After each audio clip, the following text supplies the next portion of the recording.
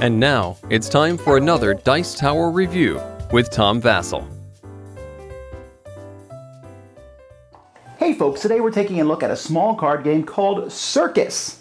Yes, seems like most Circus games I play are card games. I wonder why there's not like a bigger board game. But anyway, that's not the point. In Circus, Circus is a game in which you're making displays of animals. You know how all the elephants get on a pyramid? Well, that's what you can do in this game, except you can do it with tigers or clowns and all sorts of monkeys and etc. It's a set collection style game. Think Rummy to some degree. Actually, let me just show you.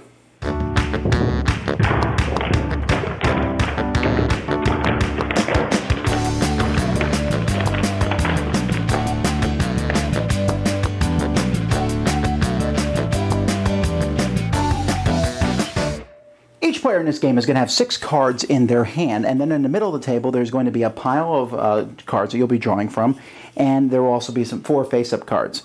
So on your turn, you can take all cards that are the same color. So I could take both the tigers if I wanted to, Warpy and Darius, and then they would be replaced, and it would be the next person's turn. So there is Aya and Kavya, the monkeys, and I'd add them to my hand. Or I can go to my opponent's hand and randomly draw a card from it and put it in my hand.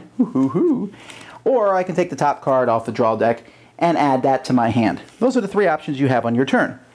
Now, what you want to do is, at the end of any of your turns, if you want to, you can build a pyramid of cards.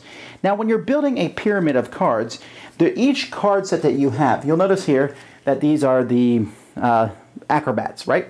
Some of the acrobats have bases and some don't. So when I'm making a pyramid, on the bottom of the pyramid, I can only put ones that have bases, and so this would be legitimate. A 3-person base here, and they have to be the same too. I can't put a tiger here.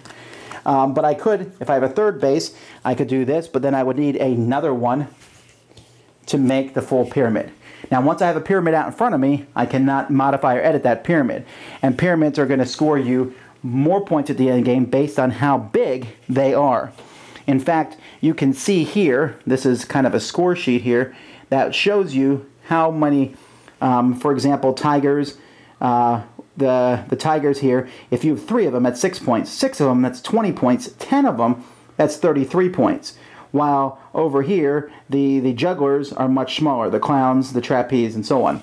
Now, trapeze are a little bit different because trapeze, they go down instead of up. Now, you think that's not a big deal, but that's how trapeze artists are played. I'd play the pyramid upside down like this.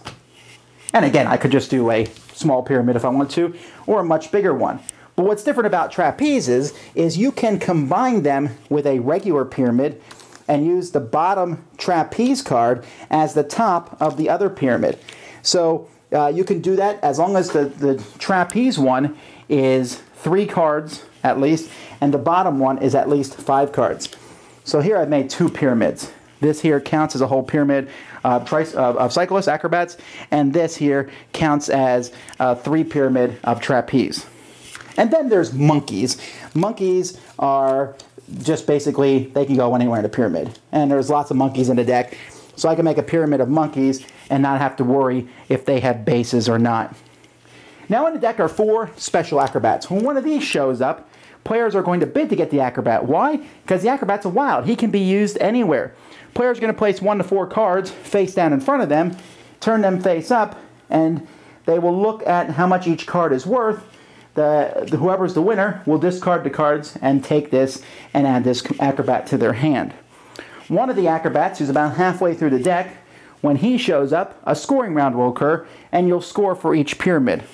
In the bottom 10 cards somewhere is the ringmaster, and when she shows up, you will do final scoring. Final scoring also has some negative things. Any cards you have over 5 at that point, you will lose points for.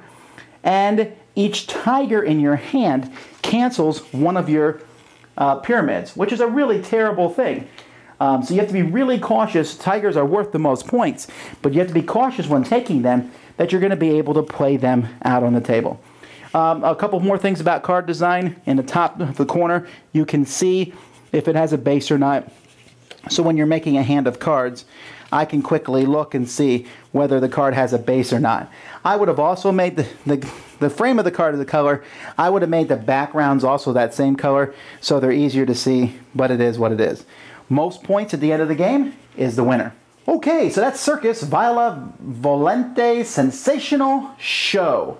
Now this is a very simple game. There's not a lot going on to it, and it's basically rummy in a sense. Except here you need very specific numbers of cards. You need 3, or you need 6, or you need 10, or you need 15, or you need 21 or 28. You can get 28 of the monkeys, which gives you 100 points if you pull that off. That's pretty impressive, but can be difficult to do.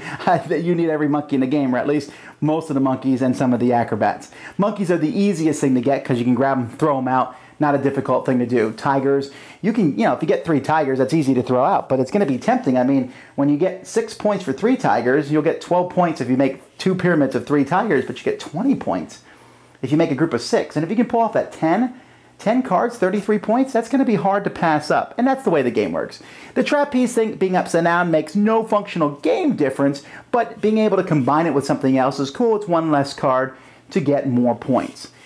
And then you got to be careful because there'll be cards out there, bases or not. So you have to decide whether to draw cards from the middle, draw from the top of the pile, or draw from someone else's hand. Drawing from someone else's hand is a reasonable strategy. They take a lot of monkeys, you want a monkey. Let me draw one from your hand. Or maybe I'll just draw one from your hand and hope to mess you up. But I can't just grab all the cards.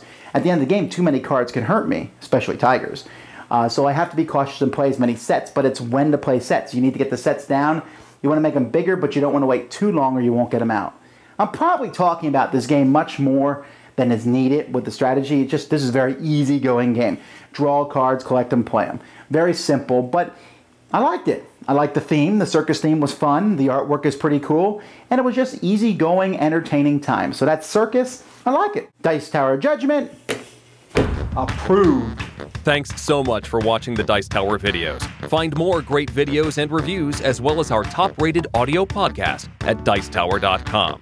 You can also find other great shows at Dicetowernetwork.com. I'm Eric Summerer, and you've been watching The Dice Tower. The Dice Tower is sponsored by Cool Stuff Inc., where you can find great games for great prices. Cool stuff in stock. Check them out at CoolStuffInc.com. Ovi kiinni.